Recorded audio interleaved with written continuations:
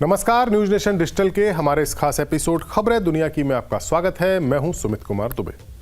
एक और जहां अमेरिकी प्रेसिडेंट डोनाल्ड ट्रंप ईरान को परमाणु हथियारों के मसले पर बातचीत करने का ऑफर दे चुके हैं, वहीं दूसरी ओर मिडिल ईस्ट में अपने सबसे खास साथी यानी इजराइल के साथ मिलकर ऐसी चालें चल रहे हैं जिससे अंदाजा लगाया जा रहा है कि ईरान के साथ किसी बड़ी जंग की भूमिका तैयार की जा रही है। ये बात हम इसलिए कह रहे हैं क्योंकि एक और जहां अमेरिका यमन में हूतियों के खिलाफ लगातार हमले कर रहा है, तो वहीं इजराइल सीज फायर को तोड़ते हुए गाजा में हमास के खिलाफ और लेबनान में हिजबुल्लाह के खिलाफ हमले कर रहा है। जाहिर है सीज फायर को तोड़कर हो रहे इन हमलों के टारगेट भले ही ये हूती और हिजबुल्लाह जैसे मिलिशिया हों, लेकिन असली निशाना ईरान है। क्यों है, अब हम आपको बताते हैं। साल 1979 की इस्लामिक क्रांति के बाद से ही ईरान की अमेरिका के साथ परमानेंट दुश्मनी हो गई। ईरान जानता है कि अमेरिका इजराइल के सहारे उसकी इस्लामिक सत्ता को उखाड़ फेंकना चाहता है। इन दोनों के अलावा सऊदी अरब की लीडरशिप वाले सुन्नी मुस्लिम देश भी ईरान के दुश्मन हैं।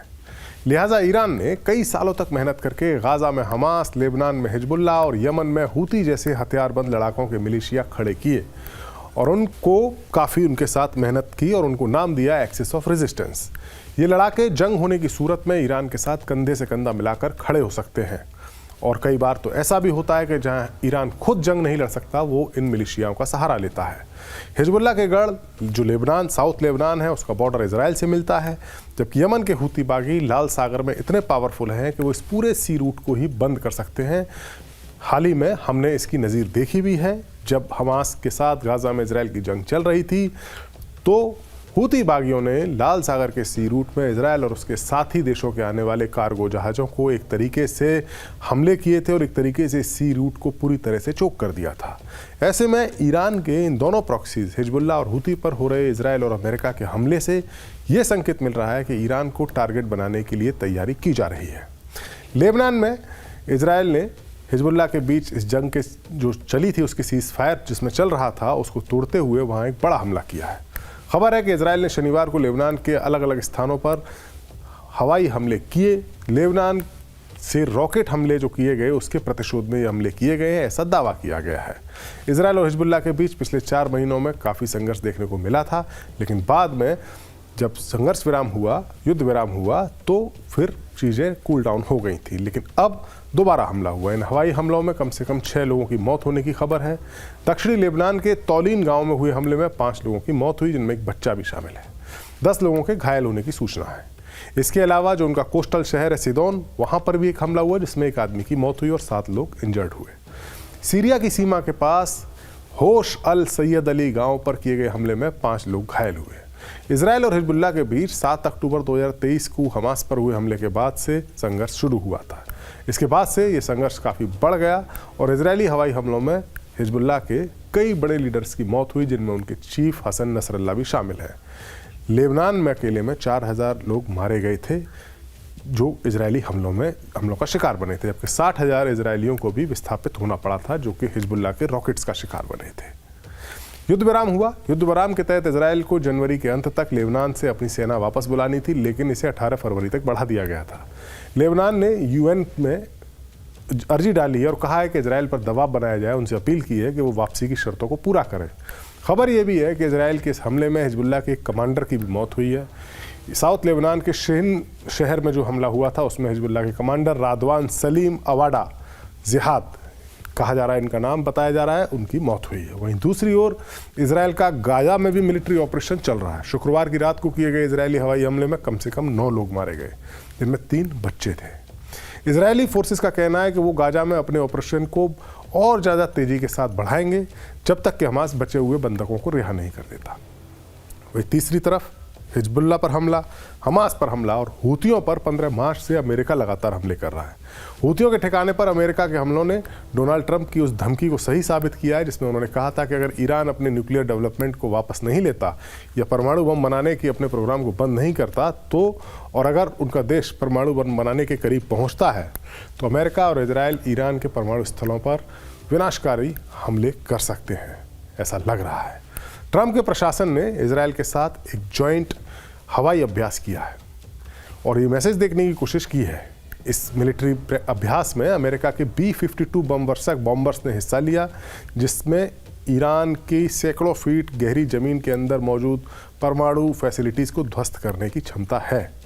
जिस बम्बर ने अमेरिका के बम्बर ने इस युद्धाभ्यास में हिस्सा लिया। इसके अलावा इस युद्धाभ्यास में इजराइल के F-15I और F-35 फाइटर जेट्स ने भी हिस्सा लिया, जिसका मकसद साफ है कि यह अभ्यास ईरान पर हमला करने की एक प्रैक्टिस है या एक तरह से ईरान को मैसेज देने की कोशिश है।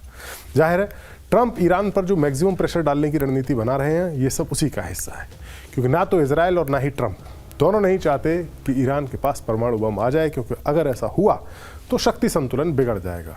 जो रिपोर्ट्स हैं, जो हमने अपने पिछले कई वीडियोस में आपको बताया, ईरान परमाणु बम बनाने के काफ़ी करीब पहुंच चुका है और उसके पास इतना यूरेनियम है कि अगर उसे 90% तक वो उसे शुद्ध कर लेता है तो 6 परमाणु बम बना सकता है।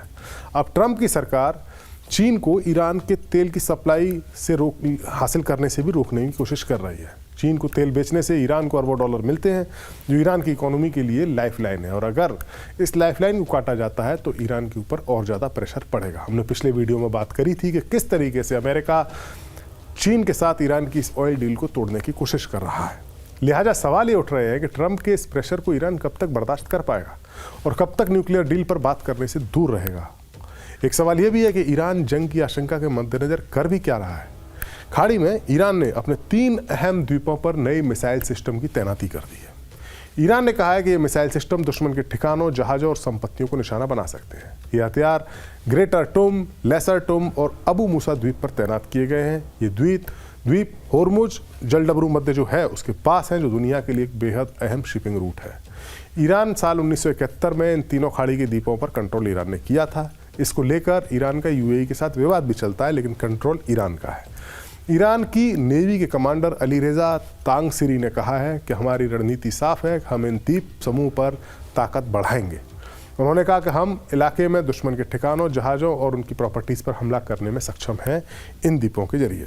इसका मतलब यह है कि ईरान इन द्वीपों को अपनी रक्षा के लिए इस्तेमाल करने के लिए तैयार कर रहा है।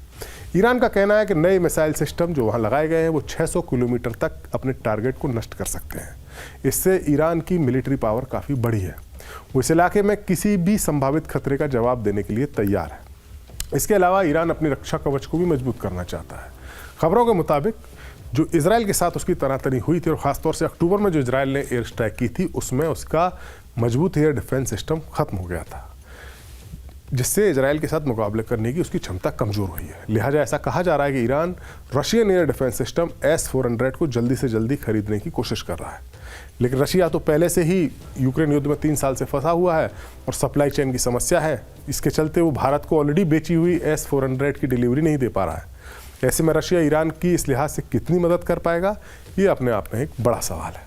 हमारा वीडियो आपको कैसा लगा, कमेंट सेक्शन में जाइए और अपनी राय हमें ज़रूर दीजिए। नमस्कार।